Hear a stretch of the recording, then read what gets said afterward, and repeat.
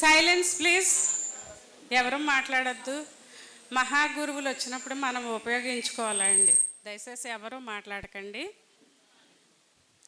ఈరోజు మహాభాగ్యం శివరాత్రి పర్వదినాన ఆ కైలాసం నుంచి ఆ పరమేశ్వరుడే, ఆ జగద్గురుడు బ్రహ్మర్షి పత్రేజీ మన ముందుకు వచ్చి ఉన్నారు. ఎంతకన్నా ప్రత్యక్ష సాక్ష్యం ఏమన్నా ఉందా? ఏం లేదు. పరమాత్ముడు మనం ఎప్పుడు కూడా నిస్వార్థంగా సేవకు ఎప్పుడైతే అంకితమేమో, గురువు ఆశయాన్ని ఎప్పుడైతే ముందుకు తీసుకెళ్ళటానికి సిద్ధమై ఉన్నామో ఆయనే మన దగ్గరికి వస్తాడు. మనం వెళ్ళక్కర్లేదు, మన దగ్గరికి వచ్చి నుంచుంటాడంటకి ఎంత నిదర్శనం. స్వామి వచ్చినట్టు కానీ మనకి ఏమీ తెలియదు, కానీ ఈరోజు మరి స్వామే మన దగ్గరికి వచ్చారంటే ఎంతకన్నా అదృష్టం ఎవరికి ఉంటుందండి? మహాభాగ్యం. అర్ధనారీశ్వర శక్తి క్షేత్రంలో మనం ఈరోజు ఓపెనింగ్ చేసుకోవటం, మరి ఆ కైలాసపురి నుండే మరి వచ్చారు ఆయన. ఎవరు 3 గంటలు ఆయన కోసం గృహంలో వెతుక్కుని దర్శనం యొక్క వెళ్ళిపోయిన వాళ్ళు ఉన్నారంటండి. మహావతార్ బాబాజీ కేవలో కొండపైన ఉంటారంట స్వామి. అలాంటి మహానుభావుని పత్రిసారు దక్షిణ భారతదేశం వెళ్ళి అందరికీ ధ్యానం చెప్పు, కళ్ళు మూసుకుని ఇక్కడ కూర్చోవటం కాదు అన్నారంట. మరి ఆ మహానుభావుడే ఆ కొండ దిగి మన దగ్గరికి వచ్చారు. మనంత అదృష్టవంతులు ఇంకెవరున్నారు చెప్పండి? మరి వారి యొక్క సందేశం తీసుకుందారు.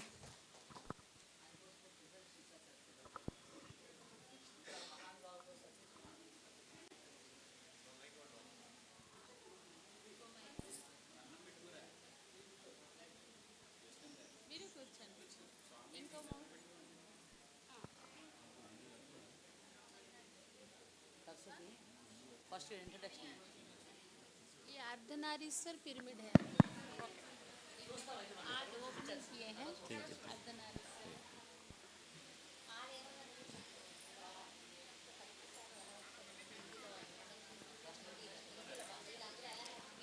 हरिओम हरिओम हरिओम।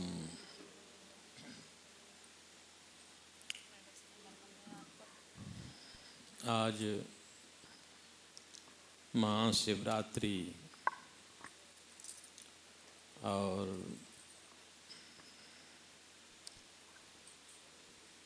आपके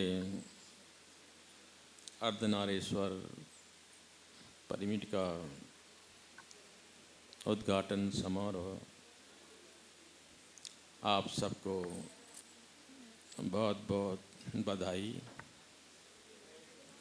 भविष्य में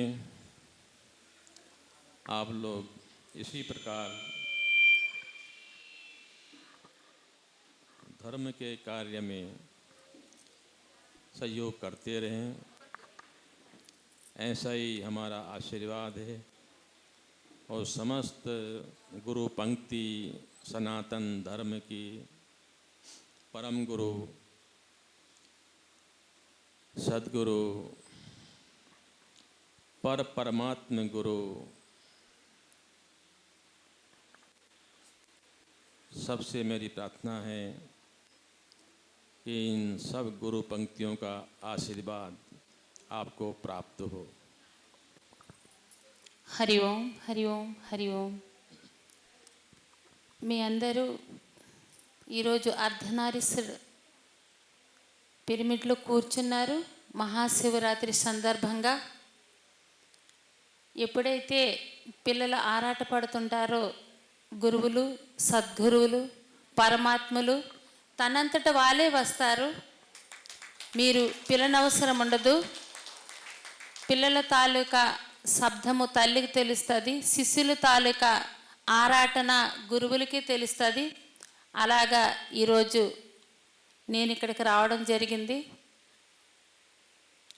ఇంకా ఈరోజు మహాశివరాత్రి ఆ పరమ గురువులు, సద్గురువులు, పరమాత్మలు అందరు ఆశీస్సులు మీ అందరికీ ఉండాలని మా సద్గురు ద్వారాగా నేను కోరుకుంటున్నాను అని సందేశాన్ని చెప్తున్నారు.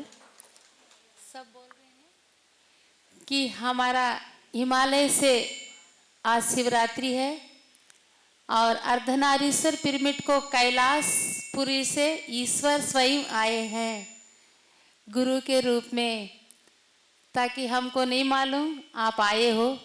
आपको देखकर स्वयं हमारे गुरु आ गए। देखो बच्चों की आराधना सुनकर इतनी खुशी हुई है। सारे हंसते हंसते मुस्कुराते, सारे आनंद परमानंद ब्रह्मानंद ले रहे हैं आपको दर्शन करके।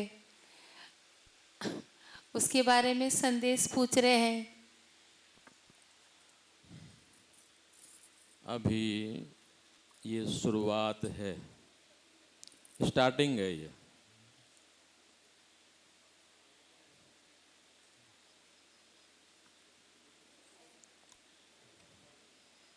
हरिओम।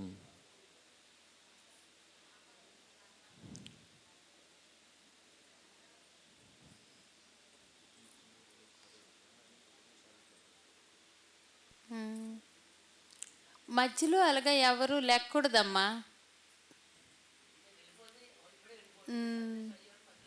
మధ్యన ఎవరు లేకూడదు.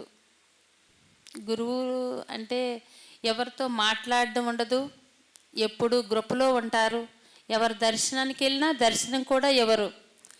కానీ అలాంటి మహాగురువులు ఇక్కడికి వచ్చారంటే మనం అలా తిరగకూడదు. వాళ్ళ వాక్య వినాలంటే ఎంతో ఎదురు చూడాలి, అప్పటికైనా దర్శనాలు ఉండవు. మరి అలాంటప్పుడు మొబైల్ అన్నీ స్విచ్ ఆఫ్ చేసుకోవాలి, సైలెంట్లోనే పెట్టుకోండి.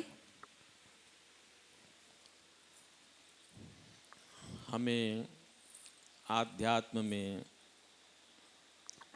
पूर्णता प्राप्त करनी है,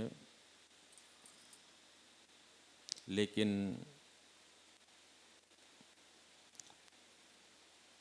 हमने स्वयं पूर्णता प्राप्त करनी है। और जो हमारे पीछे साधारण नागरिक हैं, साधारण साधक हैं, जो नए नए जुड़ते हैं, उनको भी आगे बढ़ाना है और अपने आप भी आगे बढ़ना है।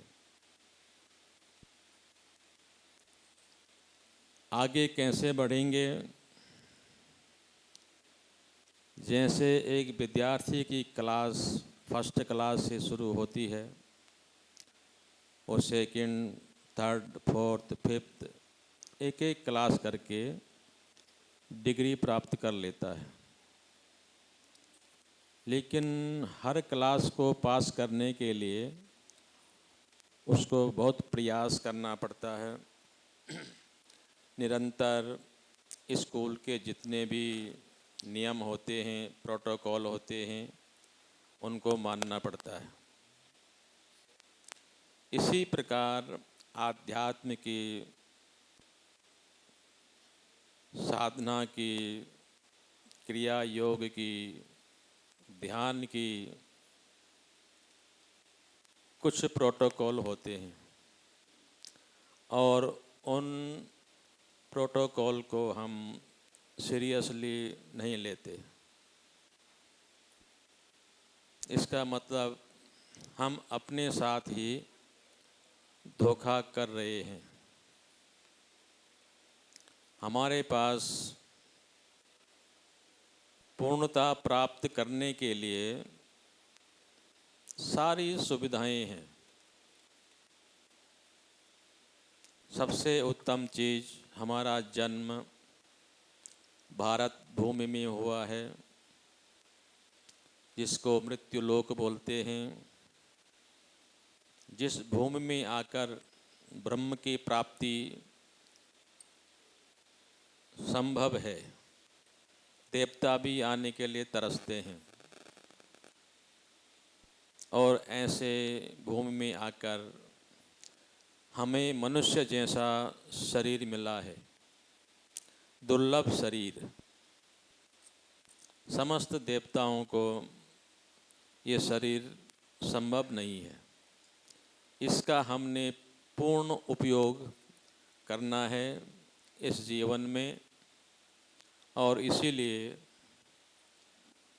हम आपके बीच में आए हैं। गृहस्थ में रहकर ये सब संपन्न हो सकता है।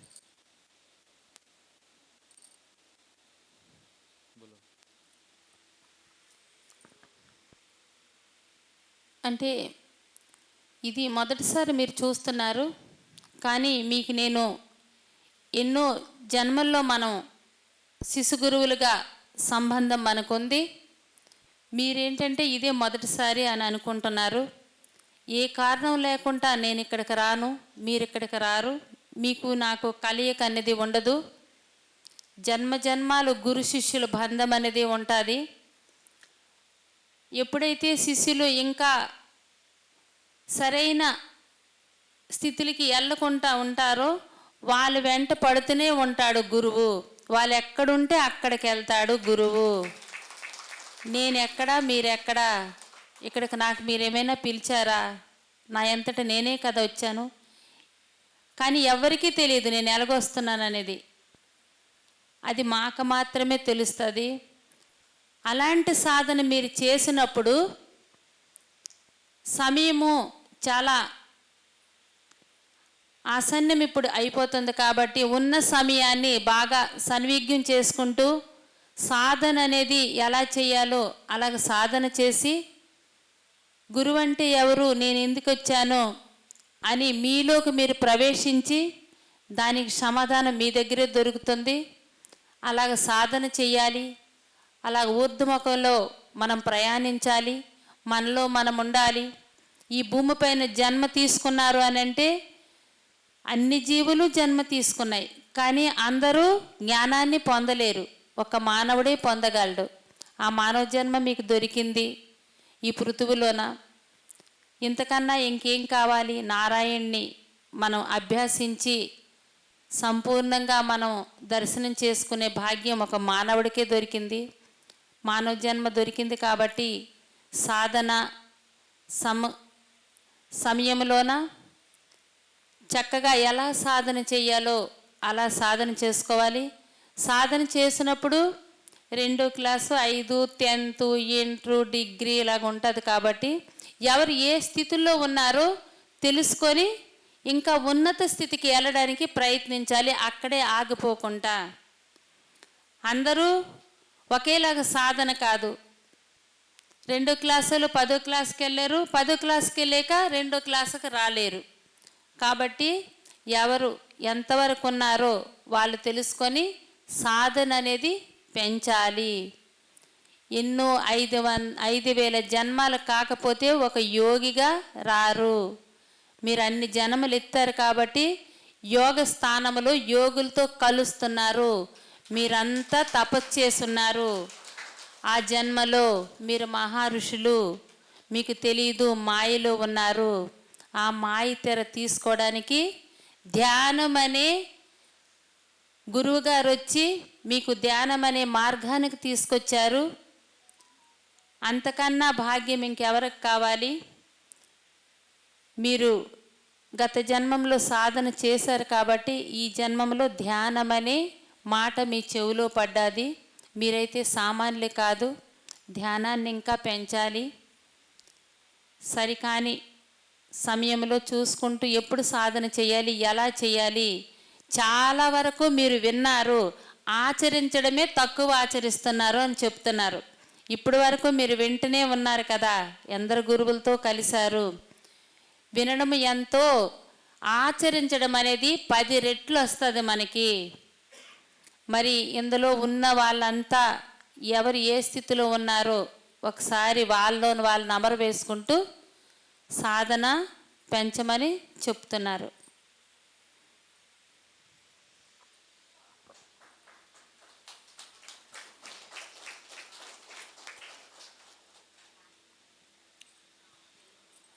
हमें अपनी भारत भूमि पे गर्व होना चाहिए. हमें मनुष्य शरीर प्राप्त करने का गर्व होना चाहिए, क्योंकि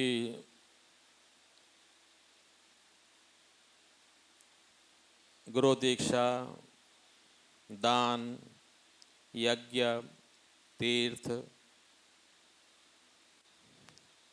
ये सब केवल और केवल भारत भूमि में ही हो सकते हैं, जिसको हम जम्बू द्वीप बोलते हैं, अखंड भारत बोलते हैं. इसी को मृत्यु लोक भी बोलते हैं। अन्य लोकों में जाकर हम कोई कर्म नहीं कर सकते, लेकिन मृत्यु लोक में हम समस्त कर्म ब्रह्म की प्राप्ति के लिए जो आवश्यक है वो सब इस मृत्यु लोक में कर सकते हैं।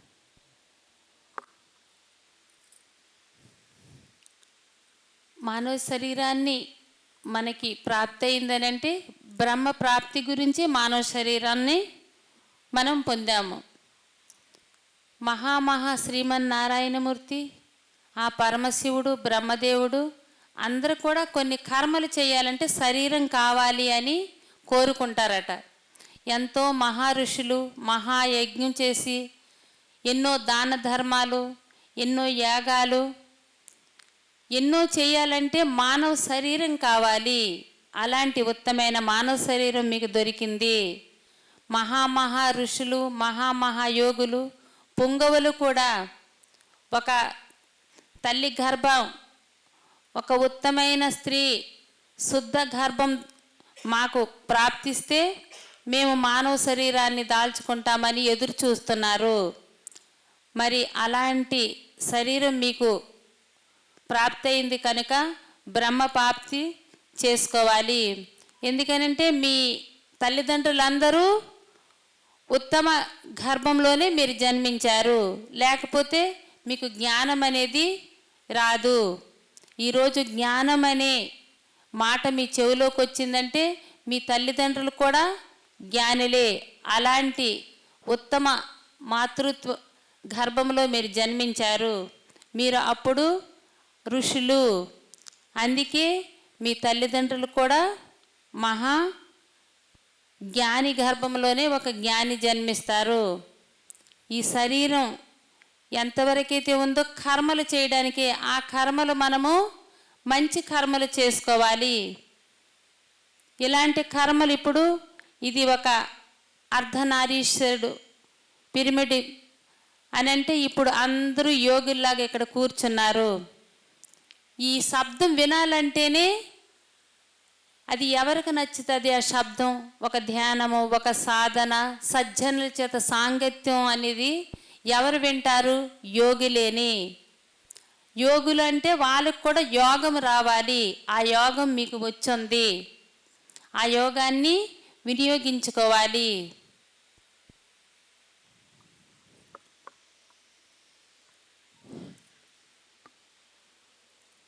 मैं आप सबको एक मैसेज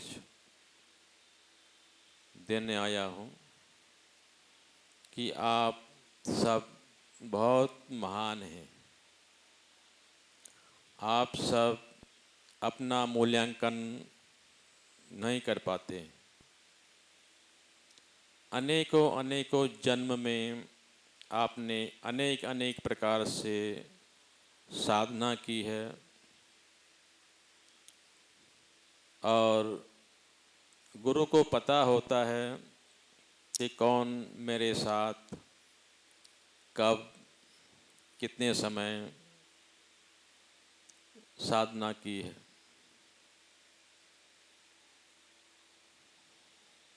और हर जन्म में गुरु मिलते हैं, शिष्य को जगाने की कोशिश करते हैं, लेकिन शिष्य माया बस कुछ कागज़ के टुकड़े, कुछ पत्थर हथेली में लेकर जीवन बिता देता है। और गुरु हर जन्म में उसको चेतना देने की प्रयास करता है। कम से कम ये कलयुग है और आने वाला समय कलयुग का बहुत ही कठिन है। गुरु नहीं चाहता कि मेरे शिष्य उस कठिन समय पर इस पृथ्वी लोक में रहें। जो कष्ट आने वाला है समाज पर, शिष्यों पर जैसे एक माँ अपने बच्चे के सभी कष्ट हरने के लिए तैयार रहती है, ऐसे ही गुरु भी यही चाहता है कि मेरे शिष्यों को कोई कष्ट न हो। इसलिए अब आपने वो प्रयास करना है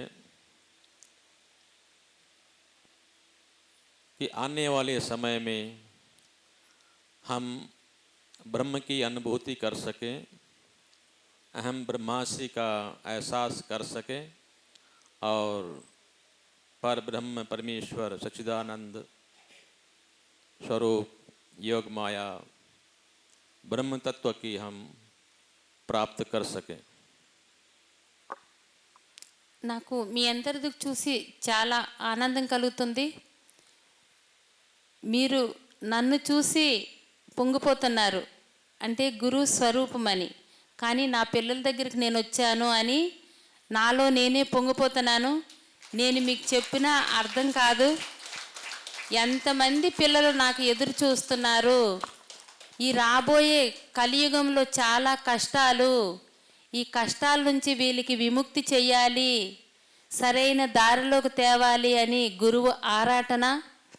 ఎందుకనంటే ఈ కలియుగంలో అనేక అనారోగ్యాలతో, ఇప్పుడు అనేక కష్టాలతో ఇప్పుడు చాలామంది పడరాని కష్టాలు పడుతున్నారు.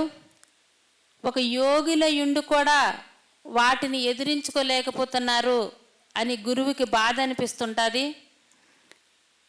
కంకర్రాళ్ళు రోడ్డు మీద ఉంటాయి, కానీ అవి కంకర్లాగే కనిపిస్తుంటాయి. గురువు చూసి దాన్ని కడిగి ఆణిముత్యాల్లా చేయాలనుకుంటాడు. మీ అందరూ ఆణిముత్యాలేని రోడ్డు మీద పడే కంకర ముక్కలైతే కాదు. అందుకు ఈ జన్మంలోనే బ్రహ్మ ప్రాప్తిని పొందాలి. ఎన్ని జన్మలు శిష్యుడు చెయ్యి వదిలించుకొని వెళ్ళిపోతున్నా గురువు మాత్రం వెంటే పడుతుంటాడు. అలాగే నేను మీ వెంట పడ్డానికే వచ్చాను. మీ ఆనందం చూసి నేను పొంగిపోను. మీరు సాధన చేయాలి. ఈ జన్మములోనే పరిపూర్ణత బ్రహ్మజ్ఞానాన్ని పొందాలని, నా పిల్లలు చక్కగా ఉండాలని ఆశిస్తున్నాను.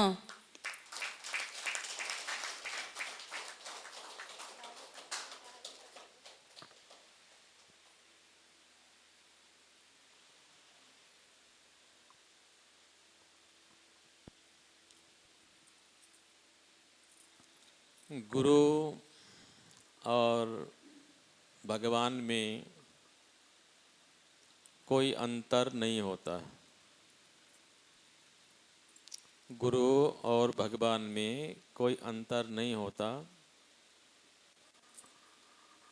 हमारे मन में जब तक संशय होता है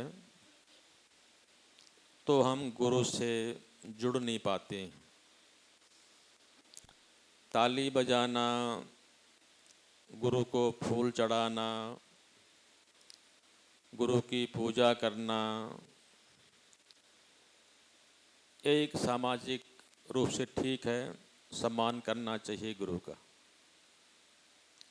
लेकिन वास्तविक सेवा गुरु की अगर होती है, मैं एक सन्यासी हूँ और बहुत कठोर जीवन जिया है।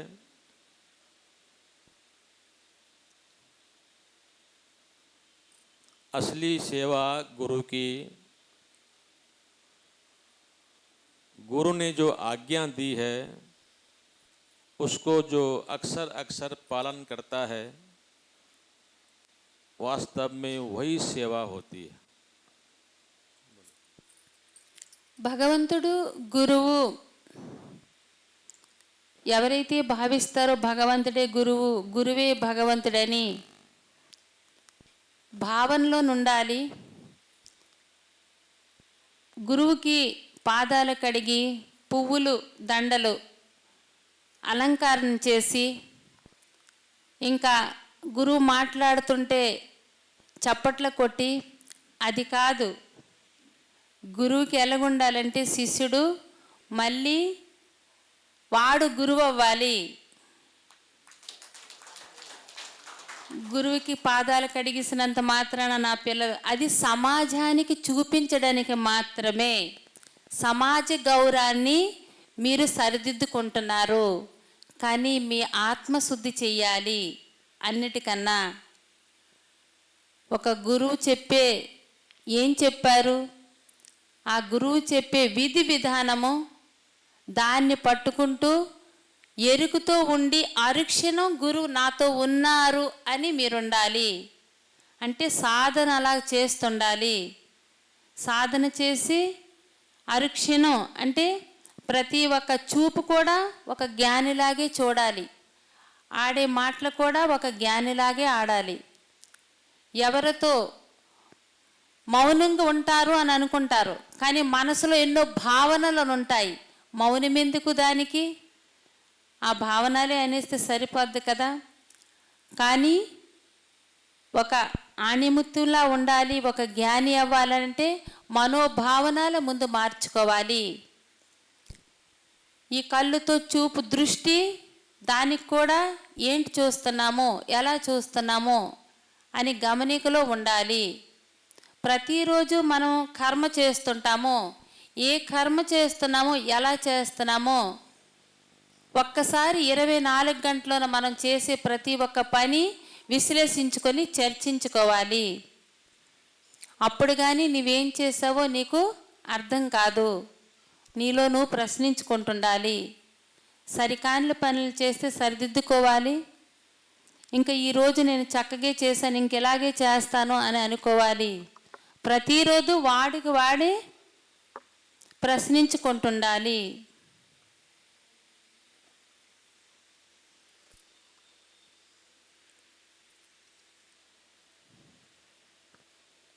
एक बार फिर मैं दोहरा देता हूँ,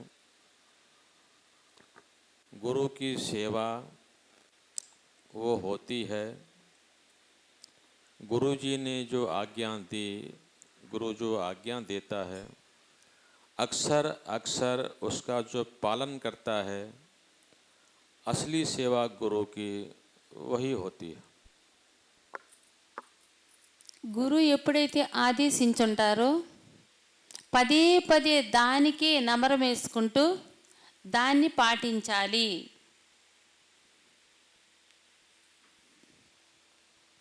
गुरु उस शिष्य से बहुत प्रसन्न होता है जो निरंतर साधना में आगे बढ़ने का प्रयास करता है. ఎవరైతే గురుగారు చెప్పిన విధంగా ప్రతి ఒక్క నిమిషము ప్రతి ఒక్క రోజు సాధనలో ముందుకు వెళ్ళాలి అని పట్టుదలతో ఎవరైతే వెళ్తారో వాళ్ళే అసలైన గురువుకి శిష్యులు.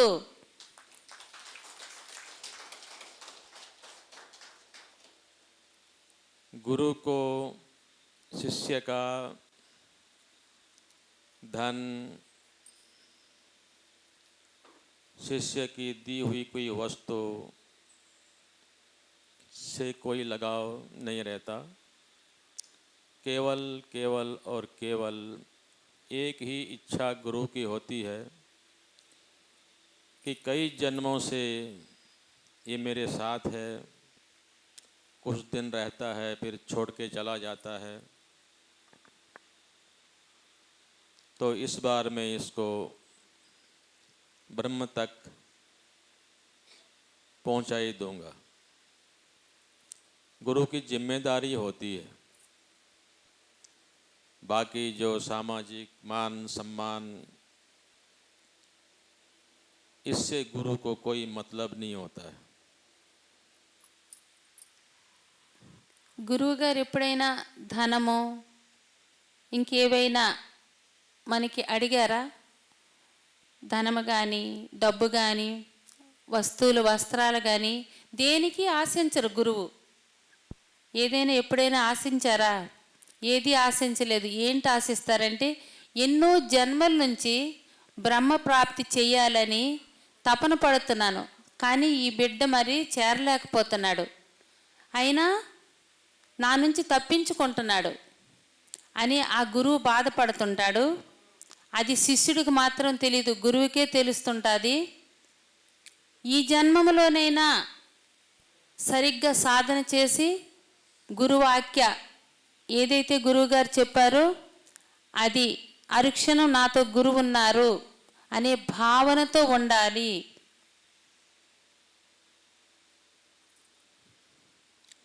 आज महाशिवरात्रि है और थोड़ी देर हम श्रीमन नारायण मंत्र का जप करेंगे। अगर हम श्रीमन नारायण का जप करते हैं तो शिव जी बहुत प्रसन्न होते हैं। जब हम शिव जी का नमः शिवाय का जप करते हैं तो नारायण भगवान बहुत प्रसन्न होते हैं।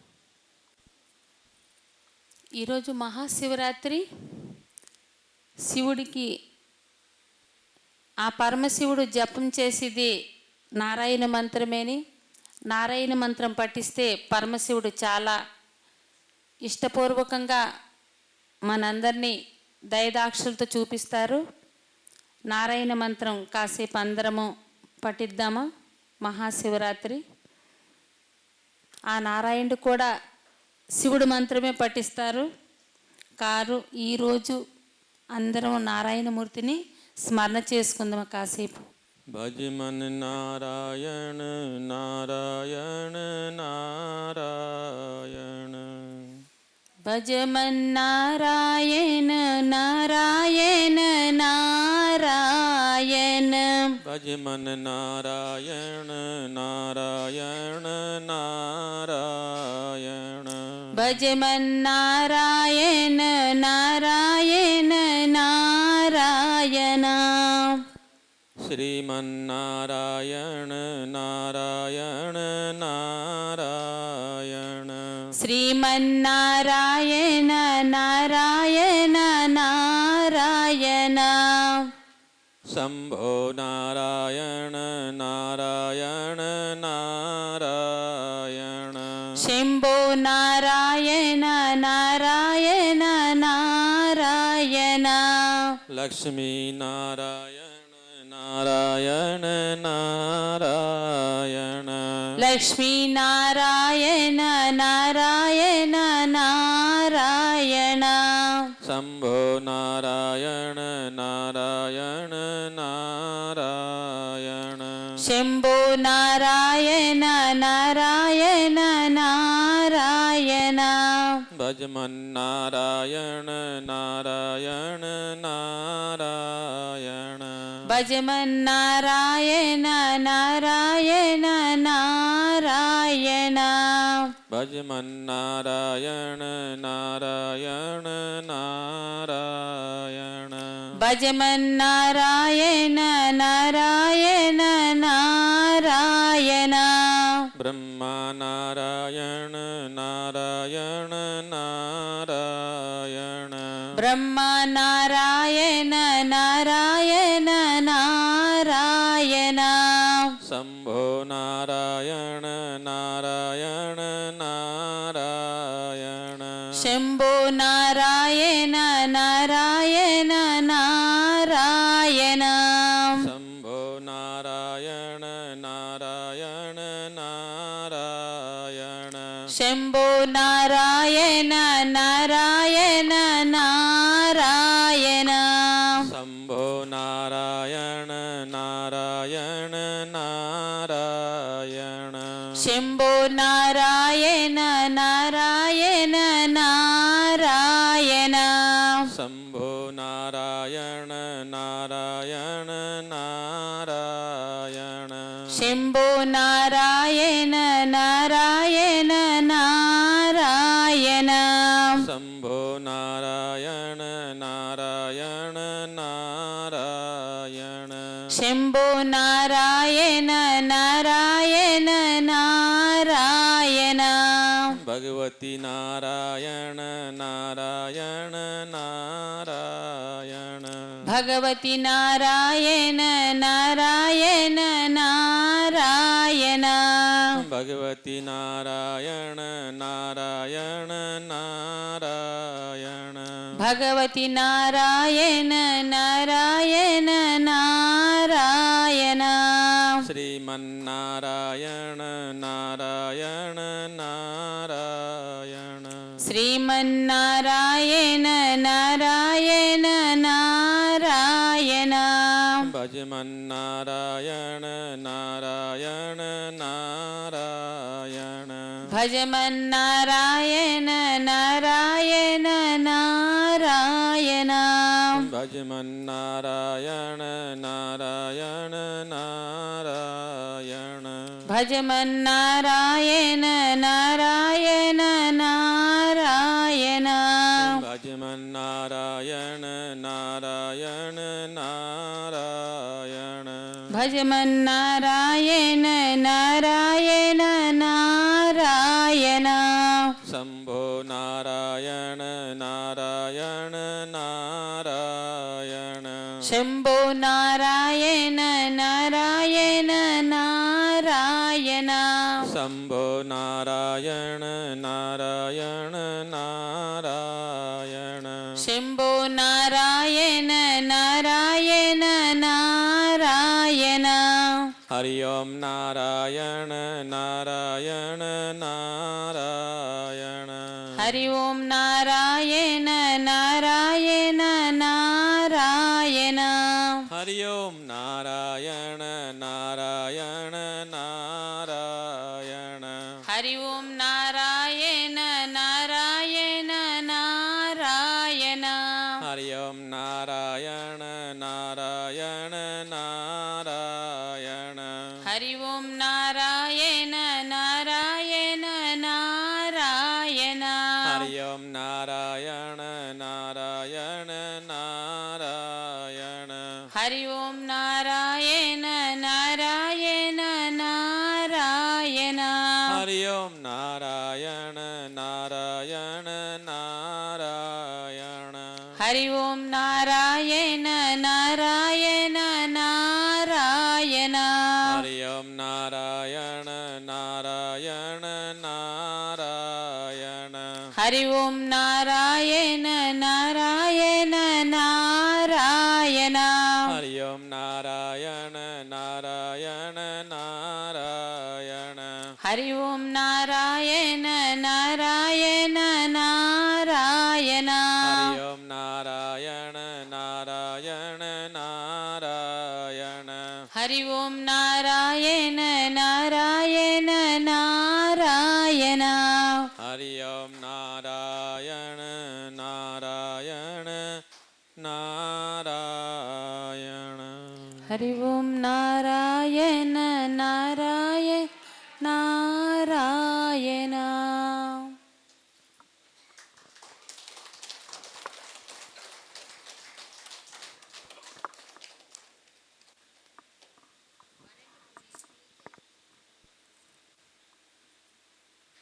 ఒక్కసారి గురుదేవులకి అందరం ప్రణామాలు తెలుపుకుందారే. మన జన్మ ధన్యమైందండి. ఈ మహాశివరాత్రి రోజున ఎన్ని జన్మల పుణ్య ఫలం ఉంటే ఈరోజు ఈ జగద్గురుడి దగ్గర ఉన్నామంటే మన జన్మ ధన్యం. ఈ జన్మకి ఇది చాలు, ఇక ఇంతకన్నా మహాభాగ్యం ఏమీ లేదు. ఈ సృష్టి అంతా నిండి ఉన్నది ప్రేమతత్వమే. ఆ ప్రేమతత్వాన్ని పంచటానికి వచ్చిందే ఈ జగద్గురుడు బ్రహ్మర్షి పత్రిజీ. జై హో పత్రిజీ, జై హో పత్రిజీ, జై హో పత్రిజీ.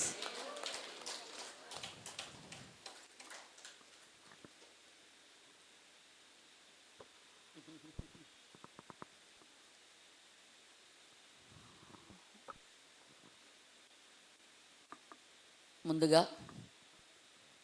పరమ గురువులందరికీ అంటున్నాను ఈరోజు. చూడండి, ఎప్పుడు నేను జగద్గురు మన పత్రిజీ అంటాను, కానీ ప్రణాళికలు ఎప్పుడు మనం జగద్గురు బ్రహ్మర్షి పత్రిజీ అని ఎలా అనుకున్నామో వారందరికీ పెద్ద గురువు మండలి ఉంటుంది వాళ్ళందరికీ. వాళ్ళు మాత్రమే ఇలాంటి పెద్ద పెద్ద పనులు చేస్తారేమో ఈ భూమి మీదకి. మరి బ్రహ్మర్షి పత్రిజీని కూడా భూమి మీద పంచింది, ఆ పంపించింది కూడా ఆ పరమ గురువు మండలి అని. ఒక మనిషిని ఎంచుకొని వారిని భూమి మీదకి తీసుకొని ఒక వ్యక్తిగా వచ్చి మరి మహాశక్తిగా ఇక్కడ ఎంతమంది అండి 10 సంవత్సరాల నుంచి 1 సంవత్సరం నుంచి ధ్యానం చేస్తున్న వాళ్ళు? పత్రిజీ చూడని వాళ్ళు ఎవరైనా ఉంటే చేతి ఎత్తండమ్మా. చూడని వాళ్ళు అంటే చూసిన వాళ్ళు ఎక్కువ ఉన్నారు కదా, చాలామంది చూశారు కదండి. మరి ఒక జగద్గురు బ్రహ్మర్షి పత్రిజీని, సుభాష్ పత్రిజీని ఎంతోమందిని కన్నది ఆ తల్లి, సావిత్రి తల్లి, బోధిసత్వుడి. కానీ మరి ఈ గురువు ఎందుకు అయ్యారు చూడండి. డాక్టర్లు అయ్యారు, మహాశక్తివంతులు అయ్యారు. కానీ మన బ్రహ్మర్షి పత్రిజీ మాత్రమే ఒక మామూలు సాధారణంగా మనిషిగా వచ్చి ఒక 2 పిల్లల తండ్రిగా అయ్యి, ఆయన కూడా ప్రేమ వివాహం చేసుకొని చక్కగా సిగరెట్లు దాక్కుంటూ అన్నారు. సార్ చెప్పారు మనకి, ఇవన్నీ సీక్రెట్స్ కాదు, ఓపెన్ సీక్రెట్సే. అన్నీ మామూలు మనిషిగా ఉండి తర్వాత ఒక శక్తిగా ఎలా ట్రాన్స్ఫర్మేషన్ జరిగిందంటే, ఆయనలోకి ఏ శక్తి ప్రవేశించబెట్టారో ఆ పరమ గురువు మండలికి చాలాసార్లు మా అందరికి చెప్పున్నారో అందరూ చాలామంది తెలుసు. మరి అలాగే మరి ఈ పరమాత్మను కూడా ఆ కైలాసం నుంచి తీసుకొచ్చి పంపించారంటే అది కూడా వారి యొక్క ప్రణాళికే. మనందరూ నిమిత్త మాత్రులు మాత్రమే. మరి చాలామందికి నా పేరు తెలియదు కాబట్టి నా పేరు సత్యవాణి. మరి నా విశాఖపట్నం ఇక్కడ ఊరు చెప్పుకోవాలి కాబట్టి విశాఖపట్నం. ఇప్పుడైతే మాత్రం నా పుట్టిల్లు ఇది. అర్ధనారీశ్వరుడు ఎక్కడైతే ఉన్నారో, శివుడు పార్వతి ఎక్కడైతే ఉన్నారో అది కైలాసం వెళ్ళినా, అమర్నాథ్ వెళ్ళినా, మానసరోవర్ వెళ్ళినా, మరి ద్వారహట్ వెళ్ళినా, మరి మహాతబా కేవ్కి వెళ్ళా, హిమాలయస్కి వెళ్ళా, అవి మన పుట్టినిల్లులు. ఎందుకంటే ప్రతి ఒక్కరికి కూడా మనం అనుకుంటాం తూర్పుగోదావరి మాది, పశ్చిమ గోదావరి మాది, పిచ్చా విర్రావి. మనం ఇక్కడ పుట్టామా పెరిగావా ఈ బట్ట వేసుకున్న వరకే ఇది. అవునా కాదా? రంగు, రూపం, కులం, మతం, వర్గం, అసలు గోత్రం ఏంటి, నామం ఏంటి, అంత పిచ్చి మాటలు ఇవన్నీ. మనందరూ ఆ కైలాసం నుంచి వచ్చిన వాళ్ళమే. మళ్ళా మన పనులన్నీ చక్కగా సరిపెట్టుకొని ఏ శరీరంతో వచ్చావో దేహమే దేవాలయం, జీవుడే దేవుడు, ఆత్మే పరబ్రహ్మం, మన శ్వాసే మన గురువు, సమయమే సాధన, సహనమే ప్రగతి, అనుభవమే జ్ఞానము, దానమే ధర్మము, ధర్మమే పుణ్యము. అవునా కాదా? మరియు అంతమందో చెప్పు ఉన్నారు మనకి. విని విని విని ఎంతైనా వింటాం ఇంకాను. ఇప్పుడు సెకండ్ ఇన్నింగ్ స్టార్ట్ అయింది మనకి. ఫస్ట్ ఇన్నింగ్ ఏమైందండి?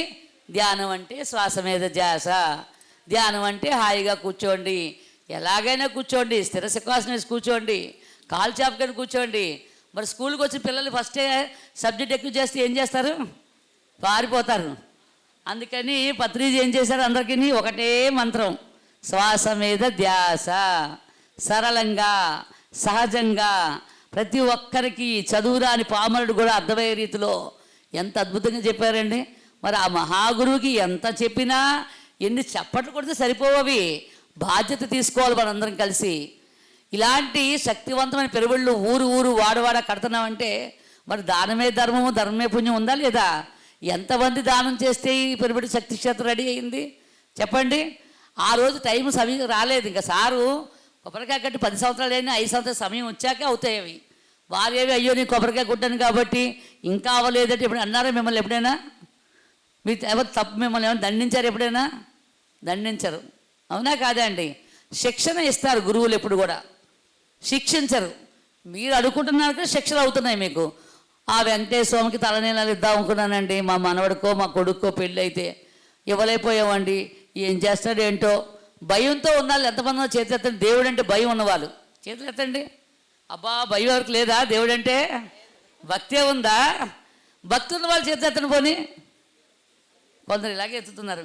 కొంచెం భయము, కొంచెం భక్తి మాట. అయితే అసలు భయము లేదు, భక్తి లేదు మాకు. ఇంకేముంది చెప్పండి? ఇంకెవరో ఉన్న వాళ్ళు ఉంటే చేతులెత్తండి. మాకు భయం లేదండి, మాకు దేవుడు అంటే భక్తి లేదు, ఇంకేదో ఉంది అన్నవాళ్ళు చేతులెత్తండి. అబ్బో చాలామంది ఉన్నారు. అయితే మీరందరికీ చాలా శిక్షణ ఇవ్వడానికే మరి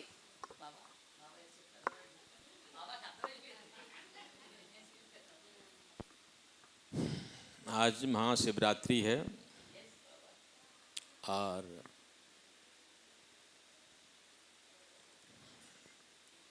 अपने कर्मों का प्रायश्चित करने के लिए हम अनेक तीर्थों में जाते हैं।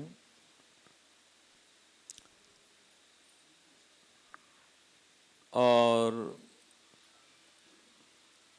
सबसे अच्छा प्रायश्चित आज मैं आपको बताता हूँ। अगर हम सच्चे मन से गुरु के प्रति श्रद्धान्वित होते हैं तो किसी भी प्रकार का कोई पाप, कोई अधर्म अज्ञान से, ज्ञान से हो जाता है और हम मन ही मन घुटते रहते हैं कि मेरे से ये जघन्य अपराध कैसे हो गया। इसका प्रायश्चित शिष्य गुरु के पास जाए और गुरु के चरणों में बैठकर घुटने टेक कर जो अपराध हुआ है उसको एक एक शब्द सत्य गुरु को बता दे,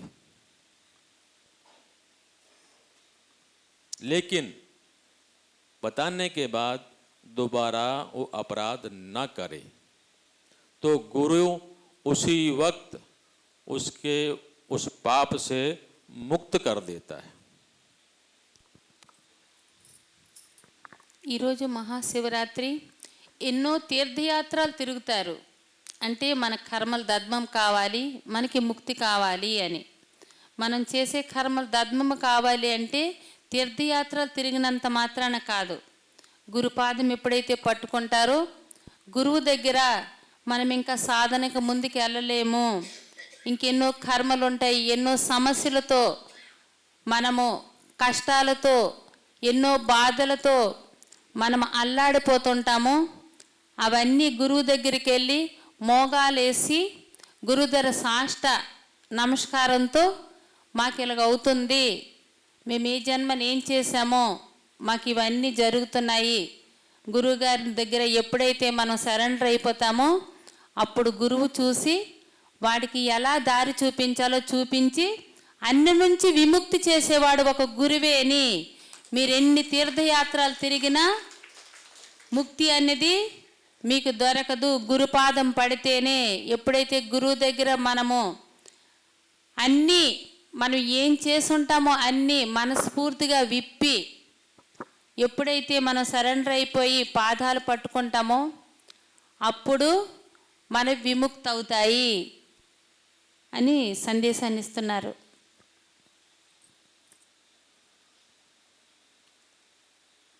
आज हम यहीं पर विश्राम करेंगे, ठीक है। మనందరం ఇక్కడే ఈ రాత్రి విశ్రాంతి తీసుకుంటామా?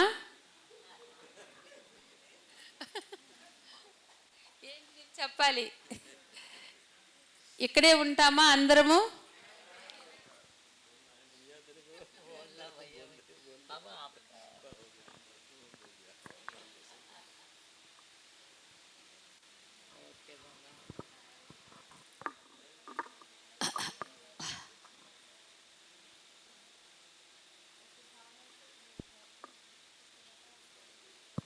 ఎలాగెలాగా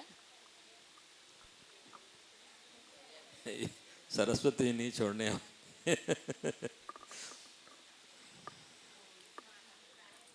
एक छोटी सी कथा है मीरा की और राधा की।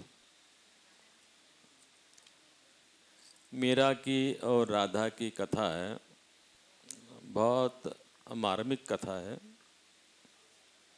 उससे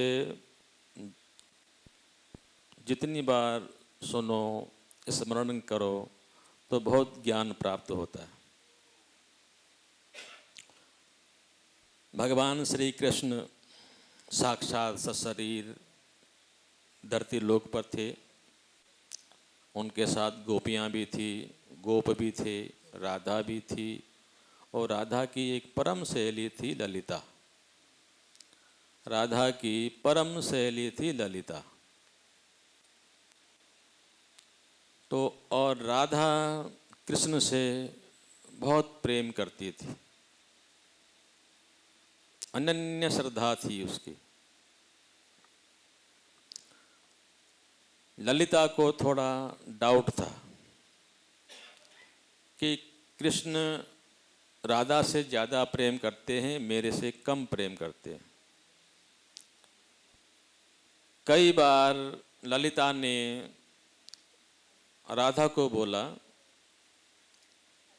आज सुबह सुबह कदम्ब के पेड़ के नीचे कृष्ण ने मेरे को मुरली सुनाई। कृष्ण मुझसे प्रेम करते हैं। राधा बोली, ऐसा संभव नहीं है। राधा बोली, ऐसा संभव ही नहीं है। कई बार ललिता ने राधा से कहा, आज फिर कृष्ण ने मेरे को मुरली सुनाई, वो मुझसे बहुत प्रेम करते हैं। राधा ने कभी जीवन में एक बार भी नहीं कहा कि हाँ कृष्ण तुमसे प्रेम करते होंगे। हर बार उसने एक ही बात कही, कृष्ण केवल केवल केवल और केवल मुझसे ही प्रेम करते हैं और किसी से प्रेम नहीं करते हैं। ये श्रद्धा भक्ति थी राधा की। और ललिता में कुछ संशय था। ललिता को संशय होता था कि कृष्ण राधा से ज़्यादा प्रेम करते हैं और मेरे से कम करते हैं। भगवान कृष्ण जब वैकुंठ लोक को गए तो राधा उनमें विलीन हो गई, वो कृष्ण स्वरूप बन गई। राधा नहीं रही, वो कृष्ण बन गई। और ललिता को 25 जन्म लेने पड़े।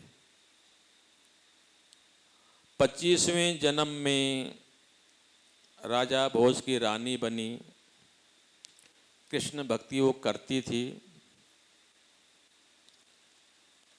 और 25वें जन्म में उसकी भक्ति पूर्ण हुई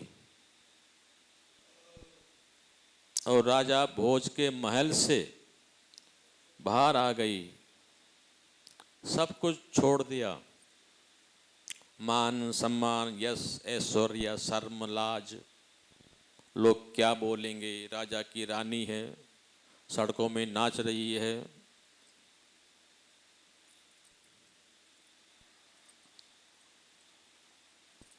मेरा तो कोई नहीं, केवल गिरधर गोपाल। आंख बंद करके नाच रही है। वस्त्र कैसे पहने हैं कैसे नहीं पहने हैं कोई होश नहीं है उसको। चारों तरफ उसको कृष्ण कृष्ण नजर आ रही। पेड़ पौधों में, पशु पक्षियों में, मनुष्यों में, स्त्रियों में, पुरुषों में, सब कृष्ण कृष्ण नजर आ रही है उसको। तो 25वें जन्म में ललिता मीरा बन के तब मुक्त हो पाई। ऐसा हमारे साथ नहीं होना चाहिए। संशय नहीं करना है। गुरु से कभी संशय नहीं करना है। जो भी मन में भेद हो वो गुरु को बता दो। गुरु सामर्थ्यवान होता है और सब हजम कर लेता है। आपने कितने कंकड़ पत्थर किसी को मारे हैं, वो सब लाके गुरु को दे दो और गुरु अपने आप उनको हजम कर लेगा। इतना दृढ़ निश्चय शिष्य को होना चाहिए अपने गुरु के ऊपर।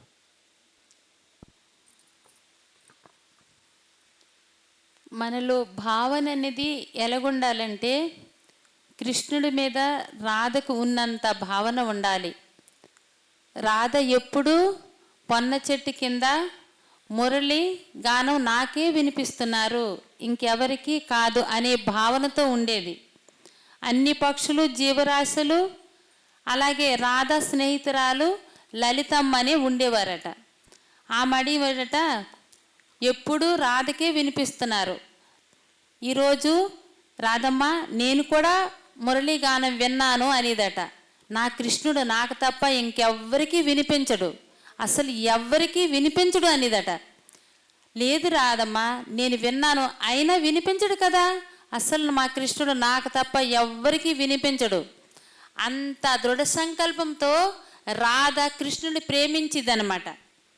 నేను తప్ప కృష్ణుడి హృదయంలో ఇంకెవ్వరూ లేరు, నేనేని అని కృష్ణుల్లో లీలమైపోయి అర్ధాసంగా అయిపోయిందట.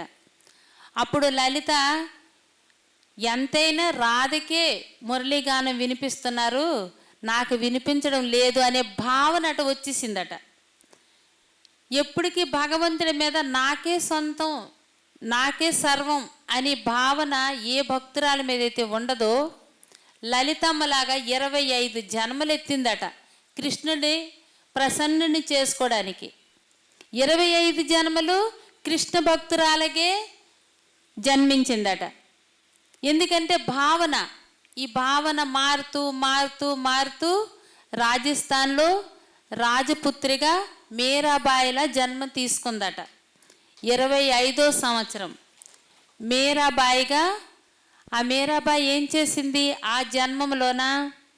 ఇంట్లోన నేను ఒక పుత్రిగా కొన్ని రోజులుండి తర్వాత ఒక ఇంటికి కోడలుగా వెళ్ళి భార్యగా మరుదులు బావగారులు అందరున్నా వాళ్ళ మాటలు పట్టించుకుండేది కాదు.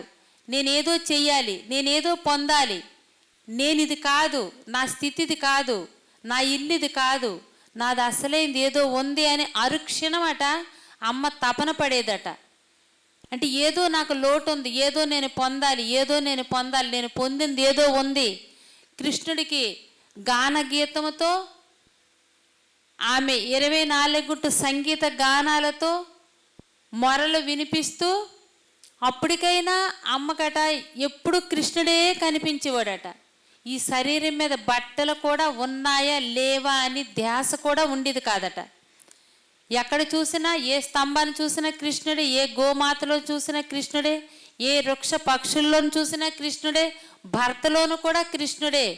ఆ మరుదులు బావలు ఇది అందరు చూడాలని నాట్యం చేస్తుంది, భగవంతుని మీద పేరు పెట్టుకుంటుంది అని బావలు మరుదులు అత్తలు ఎన్నో అన్నారు, కానీ ఒక్కరు కూడా ఆమె కనిపించలేదట. కృష్ణుడే కనిపించాడట. వాళ్ళ అత్త తిట్టినా, బావలు తిట్టినా, భర్త ఇంటి నుంచి బయట పెట్టేసిన, కచేరీలోకి వెళ్ళి నాట్యం చేసేది, శరీరం మీద వస్త్రాలు కూడా ఉండేవి కాదు. అయినా ఆమె సర్వం కృష్ణార్పయామి అనుకుండేదట. ఆ జన్మన కృష్ణుడికి పరిపూర్ణత చెందిందట. ఒక సాధకుడు 24 గంటలు పరిపూర్ణ ఆనందాన్ని చెంది భగవంతుడిని నేను ఇప్పుడు ప్రసన్నుడిని చేసుకుంటున్నాను అనుకుంటూ భావనలోని వెళ్ళాలి. కానీ భావన లేనిది భక్తి ఉండదు, సాధన ఉండదు, జ్ఞానం కూడా పరిపక్వత చెందలేరు. మీరాబాయిలాగా కృష్ణుడికి పొందడానికి 25 జన్మలు తీసుకుంది. అలా మనం కాకుండా ఈ జన్మలోనే మనం ఏం చేయాలి? మనం ఏం చేయాలి? సాధన చేసి ఎవరికి పొందాలి? బ్రహ్మజ్ఞానాన్ని. సర్వం గురువుగారు ఎవరు? ఆ నారాయణమూర్తే, ఆ కృష్ణ పరమాత్ముడే జగద్గురు. అందరిలోన ఉన్నారు, నాలోను కూడా ఉన్నారు అనే భావనతోటి మనము సాధన చేయాలన్నమాట. మనకి వచ్చిన నుంచి ఎన్ని దగ్గరలో క్లాస్ అవుతున్నాయో ఒక సాధన గురించే చెప్తున్నారు. ఎన్నో జన్మలు అయ్యావి, ఈ జన్మలోన అది పూర్తి చేయండి అని చెప్తున్నారు. సాధన ఎలా చేయాలి, దానికి తీసుకునే ఆహారం ఏంటి? ఎప్పుడైనా సాధన భూమిపైన కూర్చొని సాధన చేయాలి.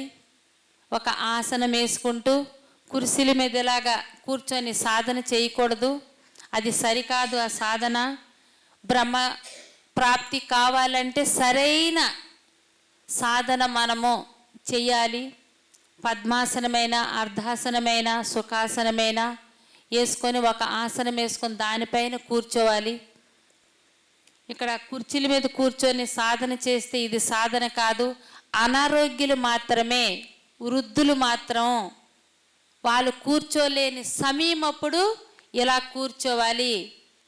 ఇలా కూర్చుంటే ఏమి సాధన అవుతుంది? ఏమైనా సాధన అవుతుందా?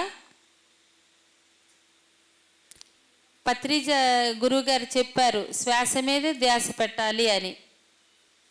దీర్ఘ శ్వాస తీసుకోమని చెప్పారు, అంతే కదా గురువుగారు? కూర్చోండి కూర్చోండి అంటే ఎక్కడ కూర్చోండి, ఎక్కడ కూర్చోమన్నారు? కుర్చీల మీద ఎవరు కూర్చుంటారు? కుర్చీ మీద కూర్చుంటే అసలు మనకి భూమి శక్తి మనకి రాదు. గుదస్థానం ఎప్పుడైతే మనము భూమికి ఆనుకొని కూర్చుంటామో భూమి నుంచి కొంత శక్తి మనం తీసుకుంటాము. మన గుదస్థానం కూడా భూమి. ఆ భూమి ఈ భూమి ఎప్పుడైతే ఐక్యమవుతుందో అక్కడి నుంచి తీసుకునే శక్తి కిందలెళ్ళి తీసుకుంటూ ప్రకృతి నుంచి విశ్వం నుంచి వచ్చే శక్తి మనకి సహస్రారం వెళ్ళి మనం తీసుకోగలుగుతాం. ఎందుకంటే అంత సాధన చేస్తే మాత్రం చేయగలం. సాధన చేసిన వాళ్ళు ఇంకా ఎప్పుడు కింద ఆసనం వేసుకుంటూ చక్కగా సుఖాసనమైన పద్మాసనమైన అర్ధ పద్మాసనమైన వేసుకొని సాధన చేస్తే బాగుంటుంది. ఎలాగా సమయం తీసుకుంటున్నారు, సాధన చేయాలి, ధ్యానం అనే ఒక మనకి అద్భుతమైన బ్రహ్మజ్ఞానం తెలిసింది కాబట్టి ఇంట్లో ఎన్ని పనులు ఇవాళ కూర్చున్నారు. తెల్లవారు కూర్చుంటారు 1 గంట 2 గంటలు, సాయంత్రం కూర్చుంటారు 1 గంట 2 గంటలు. అది సరిగ్గా చెయ్యాలి. అదేదో కూర్చున్నామా లెగిసిపోయామా కాదు. కొందరు కూర్చొని నిద్రలోకి వెళ్ళిపోతారు, యోగ నిద్ర అంటారు. యోగ నిద్ర ఎందుకు? యోగ నిద్ర ఎరుకుతో ఉండాలి. అరుక్షణం మనము ఎరుకుతో ఉండాలి. పత్రి సార్ అదే చెప్పారు, అరుక్షణం ఎరుకుతో ఉండాలి అని. ఎరుకుతో ఎవరుంటారు?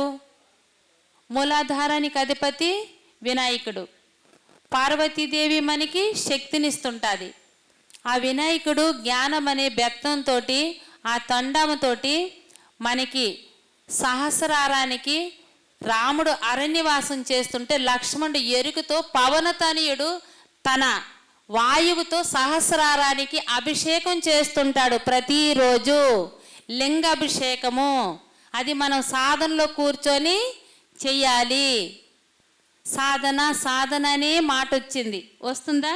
ప్రతి దగ్గర నేను వింటున్నాను. అంటే మనలో సాధన చేస్తున్నాం కానీ సరికాని చేయడం లేదు.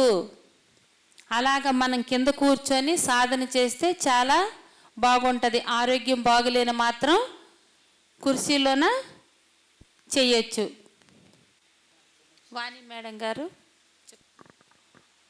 ఇందాక చెప్పాం కదా, అనుకున్నాం కదా మనం ఎల్కేజీకి వచ్చిన పిల్లలకి ఏం చేస్తాం, స్కూల్కి వచ్చిన వాళ్ళకి వాళ్ళు స్కూల్కి వెళ్తా అంటారా? ఎవరైనా? చాలా తక్కువ మంది వెళ్తారు స్కూల్కి. తల్లి ఇస్తారు చాక్లెట్, స్కూల్లో అవసరమైతే టీచర్లు కూడా చాక్లెట్లు ఇస్తారు, బిస్కెట్లు ఇస్తారు, ముద్దు ముద్దు మాటలు ఈ మధ్యన చూస్తున్నావా లేదా యూట్యూబ్లో అట్లా చిన్న చిన్న వీడియోస్. వాళ్ళు ఎలాగలగ బెత్తాయని చెప్పకుండా మంచిగా చెప్పాలి, బుజ్జగించి చెప్పాలి. అది ఎల్కేజీ నుంచి యూకేజీ వరకు మాత్రమే అది, అవునా కాదా? దానిలో అలాగే చెప్పాలి అప్పుడు కానీ మేము ఎప్పుడు అలా చేయలేదండి. మేము ఎప్పుడు కూర్చొని సాధన చేయలేదు. కూర్చొని సాధనే మాకు తెలియదు అసలు. శ్వాస మీద జాసే తెలియదు. ప్రతిసారి చెప్పినా కానీ అంటే కూర్చున్న వరకు ఎప్పటి వరకు శ్వాస మీద జాస్ చేయాలి మీరు? ఏ ఆలోచన లేని స్థితి వచ్చే వరకు శ్వాసను పట్టుకుంటాం, ఆ తర్వాత భూమధ్య స్థితికి వెళ్ళిపోతుంది. కానీ మీరు శ్వాస మీద చేస్తాను కూర్చుని అనుకోండి, మరి కూర్చున్న 1 నిమిషమే భూమధ్యకి వెళ్ళిపోతే ఇంకా శ్వాస ఎందుకు, ధ్యాస ఎందుకు? తలపులన్నీ నిలిపి నిమిషమైనా చాలన్నారు. మరి తలపులు నిలపడానికే అది సాధన చేయమన్నారు. మరి నేల మీద కూర్చున్న దానికి మీరు కుర్చీలో కూర్చుని సాధన చేయండి, చూద్దాం ఎంత అద్భుతంగా ఉంటుందో. 10-15 సంవత్సరాల పాటు చక్కగా ఒకటే పాటించాం. నేల మీద కూర్చొని కావాలంటే కాలు చాపుకోవచ్చు, గోడ చాపచ్చు, కిందన కూర్చుని సాధనే. చక్కటి లావుడు బొంత వేసుకునేదాన్ని. ధ్యానం అంటే తెలియదు, ధ్యానం అంటే ఇష్టం లేదు, ధ్యానం అనే మాటే నేను వినలేదు. కానీ నాకు అనారోగ్యం ఉంటే మా మరిది డాక్టర్ గోపాలకృష్ణ ధ్యానం చేయి 28 సంవత్సరాల క్రితం అండి, 96లో. మొదటి పిచ్చా వెర్రా ఏమైనా ధ్యానానికి ఏమైనా జబ్బులకు సంబంధం ఉందా అని చెప్పి విని విసిగిపోయి 6 నెలలు పోయిన తర్వాత ధ్యానం మొదలుపెట్టాను. నేను ఎలా మొదలుపెట్టాను? శ్రద్ధావాన్ లభతే జ్ఞానం. ఏది తెలియకపోయినా సరే ఏదైనా పని చేస్తున్నాడు శ్రద్ధతో చేయాలి, సహనం ఉండాలి దానికి. అది మా మరిది చెప్పారు. చిన్న ఓపిక పట్టి ధ్యానం చేస్తే ఉందా రూట్స్తో పోతాయి అంటాడు. ఈ అబ్బాయికి తిక్క కుదరాలంటే నేను ధ్యానం చేసి ఆ తిక్కంతా వదిలించాలి. ధ్యానం ద్వారా ఏమి తగ్గవు నాయనా, పిచ్చి వెర్రి కాకపోతే నీకు ఎంబీబీఎస్ డాక్టర్ 3 సార్లు కానీ సీట్ రాలేదు పిల్లడికి. మూడోసారి సీట్ వచ్చా కూడా ధ్యానం అంటాడు, ఇది అంటాడని చెప్పి అనుకున్నాను నేను. బాబాజీ ఓకేనా? బాబాజీ చెప్పొచ్చా? हरिओम हरिओम।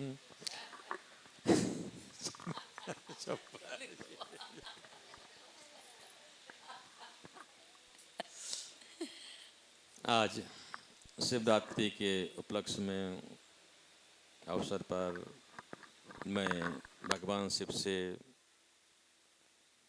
आप सबके लिए और समाज के लिए कल्याण की कामना करता हूँ। आप सबका कल्याण हो, आप दीर्घजीवी हों और जो भी आपने मन में संकल्प लिया है उसकी आपको प्राप्ति हो। इसके साथ ही हर हर महादेव।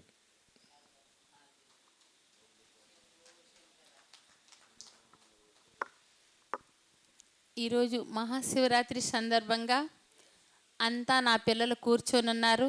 మంచిగా సంకల్పించుకోండి. మీ సంకల్పం అతి తొందరలో ఆ పరమశివుడు నెరవేరుస్తున్నాడు.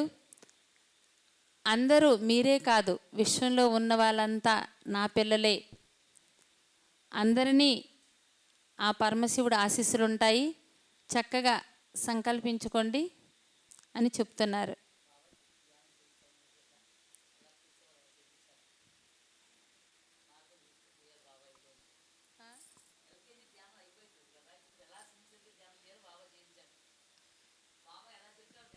రెడీగా ఉన్నాం మేము. अभी कैसे साधना इनको आगे बढ़ना है और साधना कैसे करना है?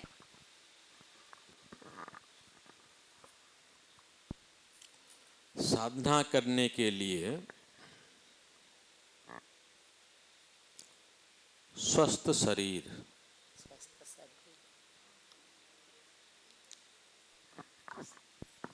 बीमारी दो प्रकार की होती हैं।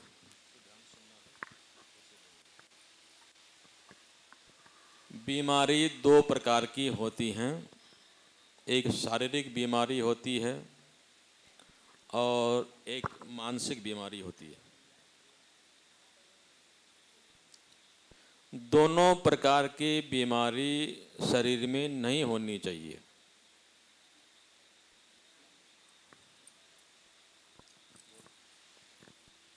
సాధన చేయాలంటే అనారోగ్యంతో ఉన్న చేయలేము. మానసికంగా ఎవరైతే ఎక్కువ బాధపడుతుంటారో అది కూడా అనారోగ్యం కిందే. అలాంటి వాళ్ళు కూడా సాధన చేయలేరు. शारीरिक बीमारी के लिए और मानसिक बीमारी को दूर करने के लिए एक ही तरीका है, शुद्ध भोजन, शाकाहार भोजन और शुद्ध सात्विक भोजन। वो कैसा होता है उसका हमें ज्ञान होना चाहिए। అంటే సాధన చేయాలనంటే మనకి అనారోగ్యంతో ఉన్నా మానసికంతో ఉన్నా అది మనకి కుదిరిపడాలంటే సాత్విక భోజనాన్ని మనం స్వీకరించాలి. అది శుద్ధ సాత్వికమై ఉండాలి. शुद्ध सात्विक भोजन का मतलब है बॉयल, हाफ बॉयल, नमक, मिर्च, मसाला, जो जीभ चाटती है, लप लप करती है, यूं यूं करती है जीभ जीभ लप लप करती है, ये नहीं होना चाहिए। दूसरी बात, भोजन हमने शुद्ध कर दिया, शरीर हमारा स्वस्थ है। स्वस्थ शरीर के लिए कठोर नियम है। जिसको कोई तकलीफ है, बैठ नहीं सकता, बीमार व्यक्ति है, उसको जो जैसा भी बैठ सकता है चारपाई में बैठे, कुर्सी में बैठे, सोफे में बैठे, लेट के ध्यान करे, उसके लिए सब मंजूर है।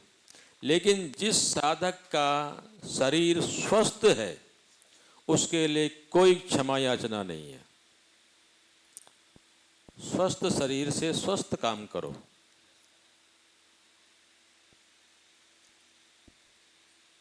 तो भोजन स्वास्थ्य के लिए सबसे उत्तम चीज है। शुद्ध भोजन हो, स्वात्विक हो। और वहाँ तक पहुँचने में क्या होता है कि अन्नमय कोश बिल्कुल खत्म कर दो। हाँ, मैं बैठा हूँ तुम्हारे सामने, నేను కూర్చున్నాను ఏమీ తినకుంటేనే 30 साल हो गए भोजन नहीं किया, और 30 किसी ने पंजा 30 సంవత్సరాలు అయింది और किसी ने पंजा लड़ाना है तो मेरे साथ आ जाए। ఎవరైనా నాతో పోట్లాడాలంటే రాయండి మీరు 3 పూట్ల భోజనం చేస్తున్నారు, నేను భోజనం చేయకుండా ఉన్నాను కదా। आज हाँ, आज पूरे 15 दिन हो गए ये दोनों मेरे ख्याल से 3 या 4 घंटे मिलते हैं सोने के लिए, बाकी दिन भर रात भर चला रहे हैं। అర్థమైందా? ఇప్పటికి 15 రోజులైంది వీళ్ళు ముగ్గురు రోజుకి నాకు 2 గంటలు మాత్రమే పడుకొనిస్తున్నారు, రాత్రి పగలు నాకు తిప్పుతున్నారు, అయినా హారము లేదు నిద్ర లేదు, అయినా నేను ఎలాగున్నాను। और भोजन नहीं है, इनको पता है मैं क्या लेता हूँ, है ना। और इनको मैंने ये कहा हो कि मैं थक गया हूँ, आराम करना है, बिल्कुल नहीं। నిద్ర లేకపోయినా హారం లేకపోయినా నాకు విశ్రాంతి తీసుకోవాలని ఉండదు। వాళ్ళు ఎంతసేపు విశ్రాంతి ఇస్తున్నారో వాళ్ళకే తెలుసు, మేమైతే విశ్రాంతి ఇవ్వము ఎక్కడ సమయం ఉంది। और अभी भी थकान की शिकन मेरे चेहरे पे नजर नहीं आएगी आपको। ఇప్పుడు కూడా నాకు ఎక్కడ పడుకుంటానో పడుకోనో వాళ్ళకే తెలియదు, నాకు కూడా తెలియదు। ఏ క్షణంకి ఏం జరుగుతుందో ఎవరికి తెలియకుండా జరుగుతున్నాయి ఇవన్నీ।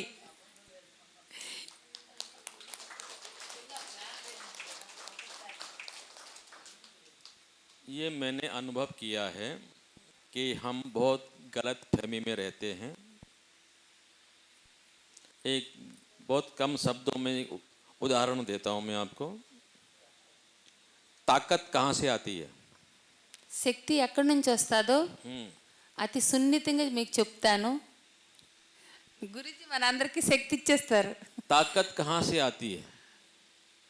जो स्थूल भोजन है वो हमारे शरीर को बढ़ाता है। స్థూల శరీరానికి మనం తీసుకునే ఆహారంతో శక్తి వస్తుంది।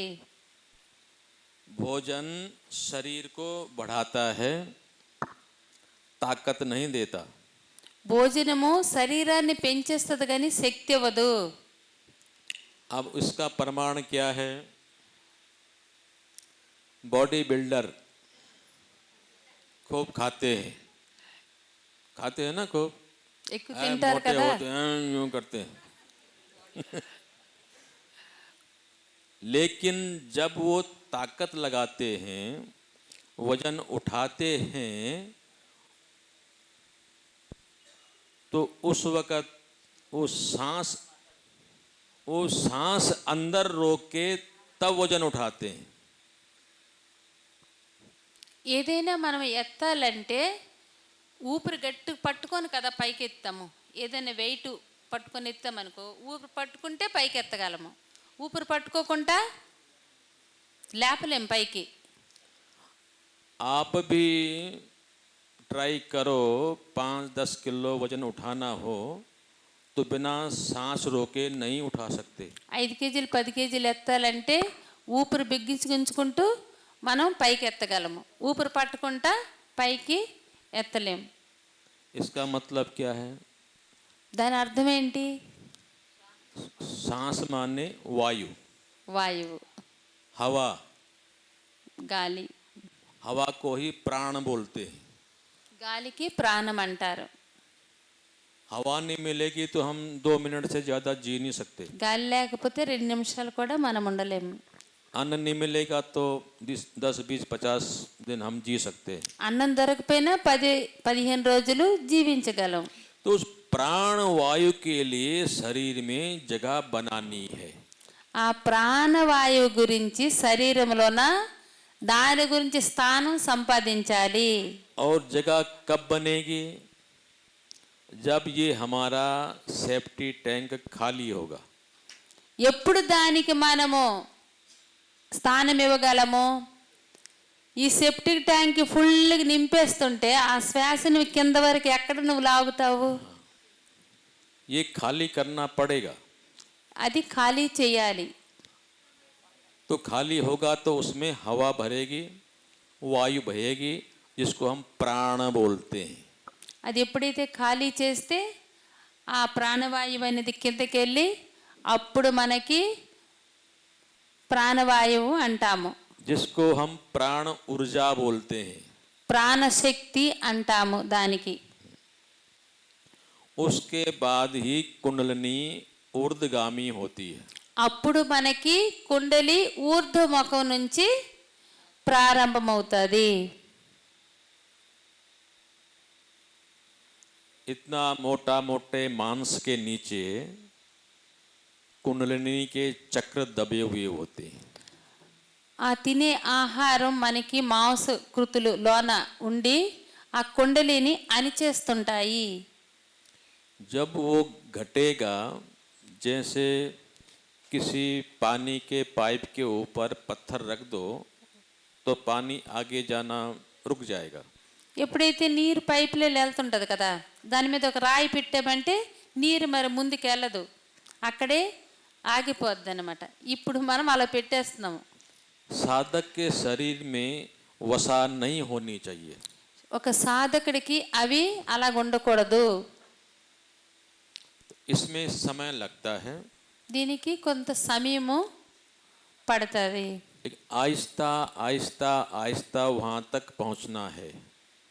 కొంచెం కొంచెం మెల్లమెల్లగా సాధన చేస్తూ చేస్తూ మనము అక్కడ వరకు చేరుకోగలము. शरीर के साथ कभी जबरदस्ती नहीं करनी चाहिए। ఈ శరీరంతో బలవంతంగా ఏది మనం చేయకూడదు.